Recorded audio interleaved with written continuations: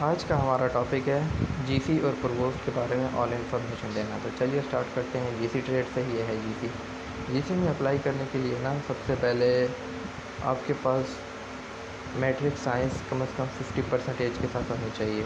ठीक हो गया। इसके बाद हाइट आपकी कम से कम 5 फुट 9 इंच होनी चाहिए। और उसके बाद नज़र आपकी बिल्कुल 6x6 होनी चाहिए, क्योंकि एयरफोर्स वाले ना टेस्ट लेने से पहले ही आपका कद नाप लेते हैं और आपकी आंखें फिर चेक करते हैं। जिसका थोड़ा सा भी 1 सेंटीमीटर भी कद छोटा होता है ना, तो उसको बाहर निकाल देते हैं। उसके बाद आंखें चेक करते हैं। जिसकी आई साइड थोड़ी सी भी वीक होती है उसको भी बाहर निकाल देते हैं। तो जिसका कद बिल्कुल 5 फुट 9 इंच हो और आंखें बिल्कुल 6x6 हों, तो सिर्फ वही अप्लाई करें इसमें, इसके अलावा और कोई अप्लाई ना। इसके बाद टेस्ट की बात करते हैं तो जीसी में ना 3 टेस्ट होते हैं। जब आप हाइट और आई साइड में पास हो जाएंगे तो उसके बाद इनके 3 टेस्ट होते हैं। पहला टेस्ट होता है इंटेलिजेंस का। इंटेलिजेंस में 100 सवाल होते हैं, वो पास करोगे। उसके बाद आता है इंग्लिश का टेस्ट। इंग्लिश के टेस्ट में 50 सवाल होते हैं, जिसमें इंग्लिश के टेस्ट में आते हैं डायरेक्ट, आते हैं direct, indirect, active voice, passive voice, conjunction, interjection, articles और एडवर्ब, और यही चीज़ें आती हैं। इसके बाद जब आप ये पास करेंगे 50 सवाल आते हैं। इसके बाद आता है पर्सनैलिटी टेस्ट। उसके अंदर डायग्राम्स वगैरह आती हैं, मैथ के कुछ सवाल होते हैं, इंग्लिश के होते हैं और इस्लामियात से रिलेटेड होते हैं, फ़िरका वारियत से रिलेटेड कुछ सवाल होते हैं। चेक करते हैं बंदे का माइंड कि ये फ़िरका वारियत में ज़्यादा ही तो नहीं घुसा हुआ। इस तरह के सवाल होते हैं। फिर इसके बाद जब आपका ये कंप्यूटर टेस्ट पास हो जाता है, फिर इसके बाद कुछ दिनों बाद आपका मेडिकल होता है। मेडिकल के बाद आपका इंटरव्यू होता है। फिर उसके बाद लिस्ट लगती है, मेरिट लिस्ट। उसमें जो लड़के सेलेक्ट कर लेते हैं उसके बाद उनका फिर फाइनल मेडिकल और फाइनल इंटरव्यू होता है। फिर उसके बाद उसके बाद ये लोग तो उसके बाद ये लोग जाते हैं ट्रेनिंग पर। ट्रेनिंग इनकी होती है 9 महीने की। 9 महीने की ट्रेनिंग होती है। इसमें इनको हर तरह का वेपन वगैरह चलाना सिखाते हैं। जीसी होते तो इनको सिक्योरिटी से रिलेटेड सारा काम होता है। इनको सिक्योरिटी से रिलेटेड सारी सारी चीज़ें सिखाई जाती हैं। फिर जब ट्रेनिंग में इनकी रैंक की बात कर लेते हैं। इनकी ट्रेनिंग में जो रैंक होता है ना, एसएसी होता है, सीनियर एयरक्राफ्ट।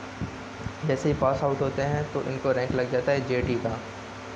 ठीक हो गया। 4 साल तक जेटी रहता है। फिर जैसे ही 8 साल सर्विस होती है तो कॉपल का रैंक लग जाता है, कॉर्पोरल टेक्नीशियन। जैसे ही 14 साल सर्विस होती है इसको सीनियर टेक का रैंक लग जाता है। जैसे ही 19 साल सर्विस हो जाती है इसको चीफ टेक का रैंक लग जाता है।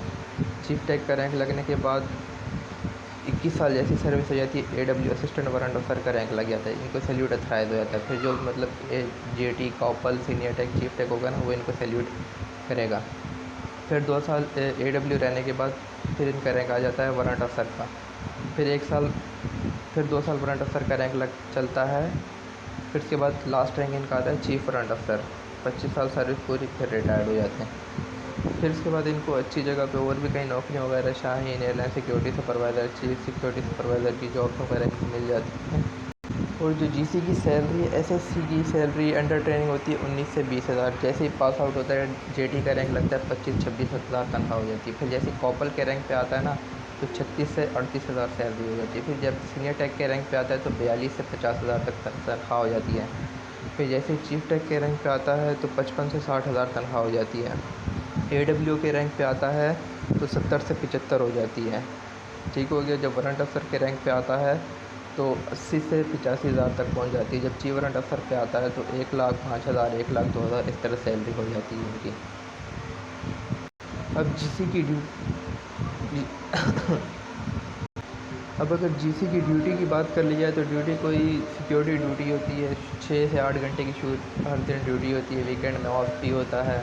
इसके अलावा जीसी में ये फ़ायदा है कि आप कमांडो कोर्स कर लें। कमांडो कोर्स कर लेते हैं तो सैलरी आपकी 6 से 7 हज़ार बढ़ जाती है। अलाउंस वगैरह बढ़ जाते हैं आपके। ड्यूटी रिलैक्स हो जाती है। वीआईपीज़ के साथ ड्यूटी लगती है फिर आपकी। और भी इसमें ATS, anti terrorist squad course है, पैराग्लाइडिंग कोर्स है, ये कर सकते हैं।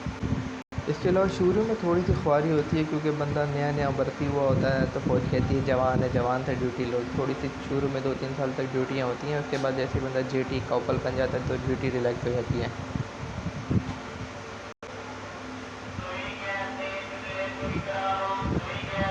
तो चलिए अभी बात करते हैं प्रोवोस्ट ट्रेड की। जो प्रोवोस्ट ट्रेड है ना, प्रोवोस्ट ट्रेड ये जो प्रोवोस्ट ट्रेड है ना, प्रोवोस्ट ट्रेड है पाकिस्तान एयरफोर्स की जो पुलिस होती है ना, उसे प्रोवोस्ट वाले कहते हैं। इसमें जो एजुकेशन रिक्वायरमेंट है 55% होनी चाहिए आपकी मैट्रिक में। और उसके बाद इसमें भी जो कद है ना आपका, बिल्कुल 5 फुट 9 इंच होना चाहिए। इससे थोड़ा सा भी कम होगा तो निकाल देंगे।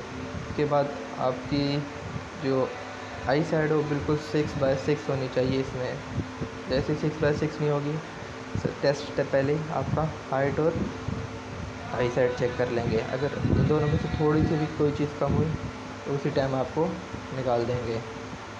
तो इसमें आपकी वही लोग अप्लाई करें जैसे आपका 5 फुट 9 इंच हो और आई साइड्स बिल्कुल 6x6 हो।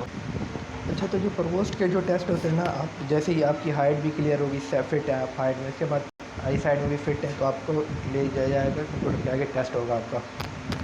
तो आपके भी 3 टेस्ट होंगे। पहले टेस्ट इंटेलिजेंस का जिसमें 100 सवाल, दूसरा टेस्ट इंग्लिश का जिसमें 50 सवाल, तीसरा टेस्ट वो पर्सनैलिटी टेस्ट होता है, उसके भी 100 सवाल होते हैं। जैसे ही आपने क्लियर किया, इसके कुछ दिनों बाद आपका मेडिकल होता है। मेडिकल होने के बाद आपका इंटरव्यू होगा। इंटरव्यू के बाद आप शॉर्ट लिस्टेड किए जाएंगे। फिर उसके बाद दोबारा फाइनल मेडिकल, फाइनल इंटरव्यू होगा। फिर उसके बाद आप ट्रेनिंग पे जाएंगे। इसकी भी 9 महीने की ट्रेनिंग होती है। इससे भी आपको ये भी ट्रेनिंग में भी सिक्योरिटी से रिलेटेड काम सिखाया जाता है। गेट पे ड्यूटी किस तरह दी जाती है, कार्ड वगैरह देखने होते हैं। तो ये इनकी ड्यूटी होती है प्रोस्ट वालों की। प्रोस्ट वाले ट्रेनिंग में पास आउट होने के बाद इनको डायरेक्ट कॉपल का रैंक लग जाता है। डायरेक्ट डॉक्यूमेंट्स में ये लोग ऐसे ही होते हैं, लेकिन जो शो होता है ना, कॉपल रैंक शो होता है। ये लोग 8 साल तक कॉपल रहते हैं। इनका भी उसी तरह का हिसाब है। 14 साल सर्विस पे सीनियर टेक का रैंक लग जाता है। सेम वही प्रोसीजर होता है। 19 साल पे चीफ टैक, फिर 21 साल सर्विस पे AWO, फिर 23 साल सर्विस पे वारंट अफसर, 24 से 25 साल सर्विस पे चीफ वारंट अफसर, चीफ वारंट अफसर के बाद रिटायर्ड। तो प्रोस्ट ट्रेड में ये फ़ायदा है कि अगर किसी को सिक्योरिटी ड्यूटी अच्छी नहीं लगती ना, तो प्रोस्ट वाले में इनकी एक इंटेलिजेंस होती है प्रोस्ट की, P&S वाले। तो आप P&S में भी जा सकते हैं। सिक्योरिटी इंटेलिजेंस है प्रोस्ट वाले, उसमें जा सकते हैं सिर्फ। और इसके अलावा P&S भी अगर आपको अच्छी नहीं लगती तो एयरफोर्स की इंटेलिजेंस है, FLU फील्ड लीडिंग यूनिट, उसमें बंदा चला जाए, उसमें भी ड्यूटी से खून की है। और GC वाले, अगर GC वालों को सिक्योरिटी ड्यूटी अच्छी नहीं लगती है ना, तो वो FLU में जा सकते हैं। एयरफोर्स की इंटेलिजेंस फील्ड लीडिंग यूनिट, उसमें जा सकते हैं। उसमें अप्लाई करें, आराम से चले जाते हैं। एयरफोर्स वाले और GC वाले सिर्फ FLU में जा सकते हैं, और जो प्रोस्ट वाले हैं वो P&S में भी जा सकते हैं और FLU में भी जा सकते हैं। और ये है कि जो एयरमैन होते हैं ना, ये प्रोस्ट GC वाले, इनकी हर 2.5 से 3 साल बाद पोस्टिंग आती है। इनको पूरा पाकिस्तान घूमना पड़ता है। कभी पहली पोस्टिंग किसी भी बेस में आ सकती है, फिर वहाँ 2 से 2.5 साल 3 साल गुजारोगे, उसके बाद पोस्टिंग आपकी लाजमी आएगी। ये नहीं है कि एक जगह रुकोगे, इसमें पोस्टिंग लाजमी आती रहती है। अच्छे से कोई भी जितनी भी कोशिश कर लो रुकवा नहीं सकते। शुरू में 2-2.5 साल 3-4 साल रुकवा लोगे, उसके बाद दोबारा आपकी पोस्टिंग लाजमी आएगी। कभी कोहाट में, पंजाब में, हर जगह आपको घूमना पड़ेगा। इसमें ये फ़ायदा है कि आप पूरा पाकिस्तान घूम लेते हैं। उसके बाद इसमें भर्ती होने के बाद ये फ़ायदे हैं कि आपका मेडिकल लाइफ टाइम फ्री हो जाता है रिटायरमेंट के बाद भी, और आपको पेंशन भी मिलती रहती है। जब आप चीफ वारंट अफसर पर रिटायर्ड होंगे, अगर आज के दौर में भी अगर 2021 में कोई रिटायर्ड होता है ना चीफ वारंट अफसर के रैंक पे, तो उसकी पेंशन 50 से 60 हज़ार रुपये आराम से लगती है। ठीक हो गया। इसकी 50 से 60 हज़ार रुपये पेंशन लगती है, और आपकी वाइफ का, बच्चों का और अम्मी अब्बू का मेडिकल फ्री हो जाता है जब तक आप सर्विस में हैं, ड्यूटी में हैं। आपका मेडिकल फ्री हो जाता है। उसके बाद आपको घर वगैरह मिलता है, घर मिल जाता है। घर का बिल भी, गैस, बिजली वगैरह सब कुछ फ्री होती है, हाइट फ्री होती है, सब कुछ फ्री होता है इसमें। और जो सब कुछ फ्री होता है इनका, तो सैलरी बचती रहती है सारी। तो यही थी इन्फॉर्मेशन। बाकी कुछ पूछना हो तो आप कमेंट में पूछ सकते हैं।